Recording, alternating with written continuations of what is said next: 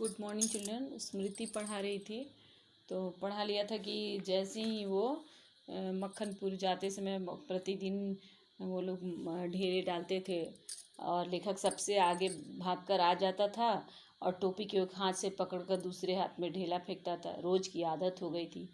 सांप से फुसकार करवा लेना बहुत बड़ा काम समझता था, इसलिए दोनों जैसे ही उस कुएं की ओर से निकले, कुएं में ढेला फेंक कर फुसकार सुनने की प्रवृत्ति, उनकी आदत तो है, कुएं की तरफ वो बढ़े। और उनका छोटा भाई भी जैसे बड़ा मृग का बच्चा आगे आगे आता है तो छोटा छोटा उसके पीछे पीछे हो जाता है।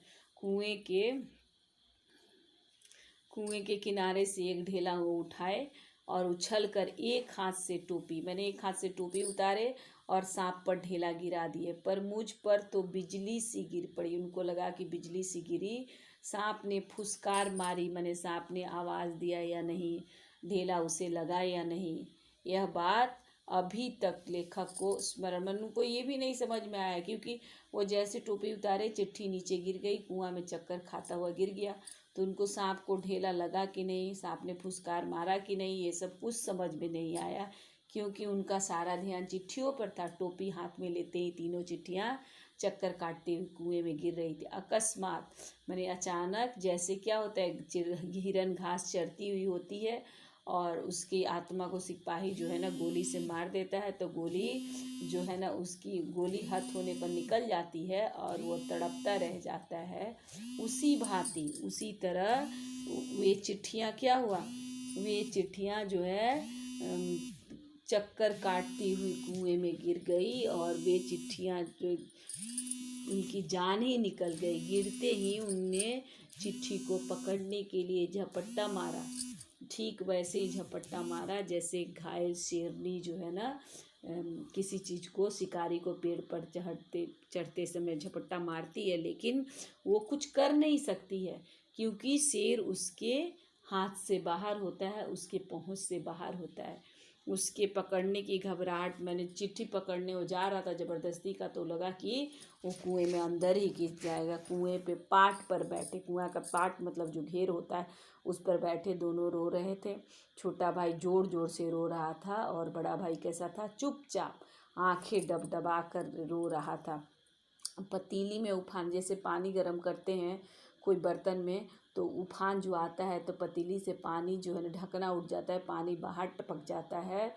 पीटने के भय और उद्वेग व्याकुलता से रोने का उफान रो रहा था, लेकिन कोशिश कर रहा था, ज़बरदस्ती आंसू को छुपाने का कोशिश कर रहा था, पलक को बंद कर रहा था, लेकिन जो है ना कपोलों पर गाल पर आंसू लुढ़क जाते थे। उस समय उसको अपने माँ की याद आती थी, रोना आ रहा था, माँ की याद आती थी और मन में लग रहा था कि माँ आए और छाती से लगा ले, प्यार करे, अब प्यार से कह दे कोई बात नहीं, चिट्ठियाँ लिख ली जाएगी।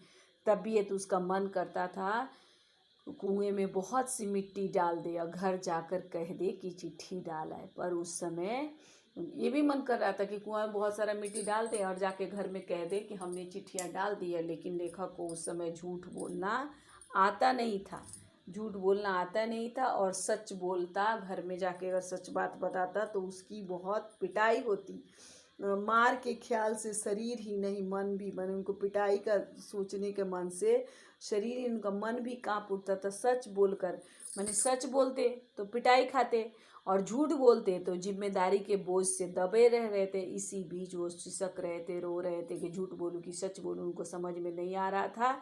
और इसी सोच विचार में 15 मिनट बीत गया और दिन का बुढ़ापा, दिन ख़त्म होते जा रहा था, धीरे धीरे शाम होते जा रही थी। कहीं भाग जाने में उनको लग रहा था कि कहीं भाग जाएंगे, पर पीटने पर लग रहा था पिटाएंगे उसी जिम्मेदारी की दुधारी।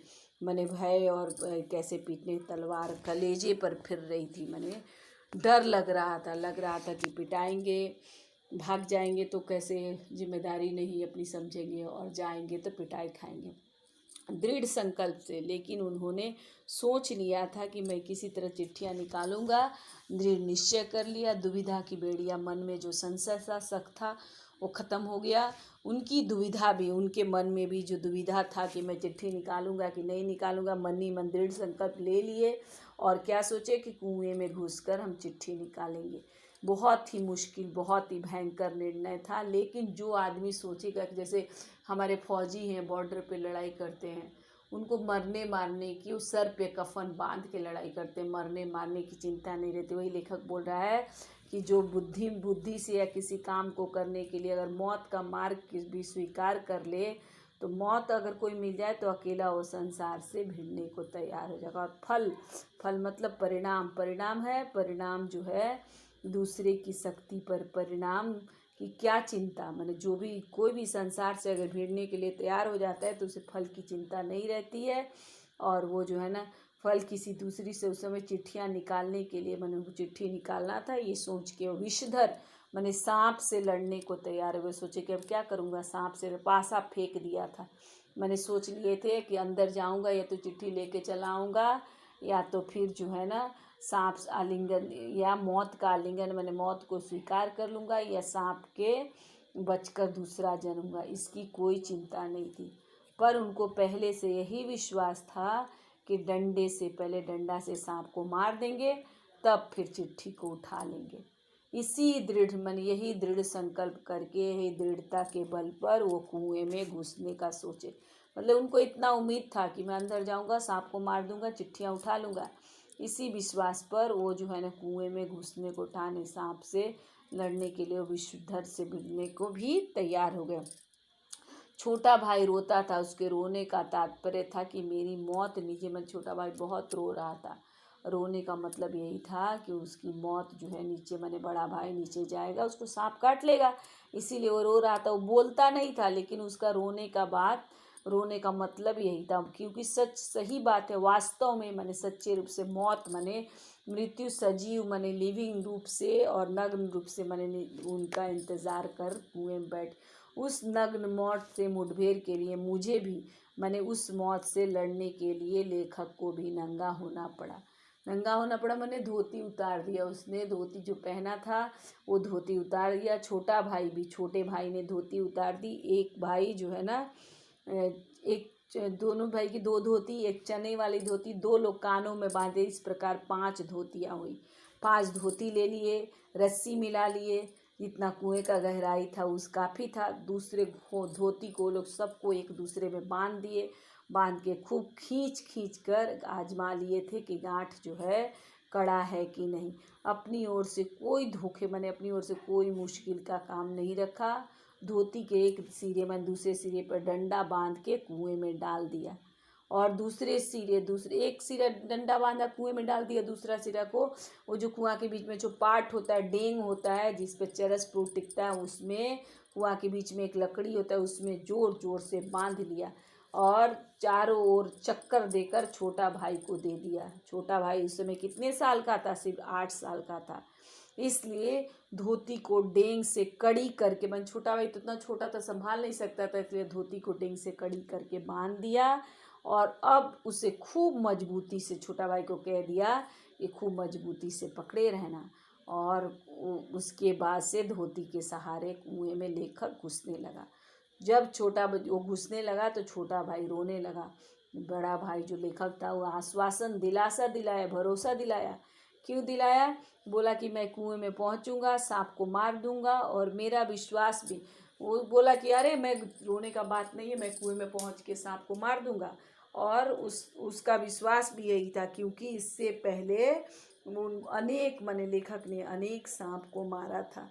इसलिए कुएं में घुसने समय मुझे सांप का, इसलिए लेखक को कुएं में घुस रहा था लेकिन सांप का थोड़ा भी डर नहीं था। उसको मारना, मैंने सांप को मारना लेखक का बाएं हाथ का खेल था। मैंने बहुत असर, लेखक मैंने ये सोच के कुएं में घुसा कि मैं घुसूंगा तो मरूंगा, मारूंगा, लेकिन उनको इतना विश्वास था कि वो घुस के सांप को कुएं में मार देंगे। इसीलिए, क्योंकि इससे पहले वो अनेक सांपों को मार चुके थे, इसलिए कुएं में घुसते सांप का तनिक भी भय नहीं था। उनको मारना उनके लिए बाएं हाथ का खेल था।